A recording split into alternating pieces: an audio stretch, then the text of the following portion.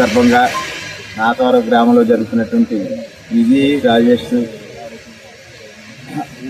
యువనాయకత్వం ఆధ్వర్యంలో అలాగే Ayyanna cricket tournament Nathavaram youth నిర్వహిస్తుంది.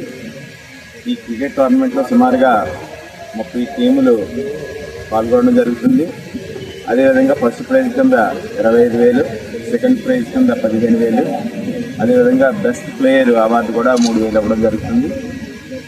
రెండు స్పోర్ట్స్ కానీ గేమ్స్ కానీ వ్యక్తి యొక్క మానసిక వికాసానికి ఇవి జరుగుతాయి.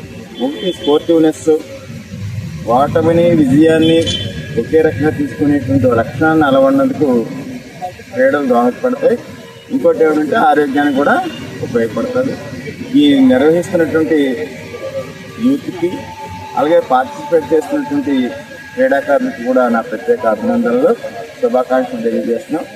ఏదైనా ఏ టోర్నమెంట్ అయినా, ఇంటర్నేషనల్ టోర్నమెంట్ అయినా లేకపోతే లోకల్ టోర్నమెంట్లు అయినా అనేక విషయాలు వస్తాయి. అందరం జడ్జ్ చేస్తాం, కానీ అక్కడ ఎంపైర్ ఉంటాడు. ఎంపైర్ నిర్ణయాన్ని ఆచరించి దీన్ని తీసుకొని స్పోర్టివ్గా తీసుకొని అందరూ చేస్తారని 20 రోజులు బాగా ఇది ఉంటాయి. తర్వాత వేసవకాలం కాబట్టి ఈ స్పోర్ట్స్ మెన్కి గేమ్స్ ఆడేవాళ్ళందరూ కూడా మంచి నీటి సౌకర్యం ఇలాంటివన్నీ చూసి ఏ రకమైన ఇబ్బందికరమైన పరిస్థితి లేకుండా చూసి నిర్వహిస్తారని నిర్వహించుకుని ప్రత్యేకంగా కోరుతూ సెలవు తీసుకుంటున్నాను. Thank you very much. పెద్దలందరికీ నా హృదయపూర్వక నమస్కారాలు.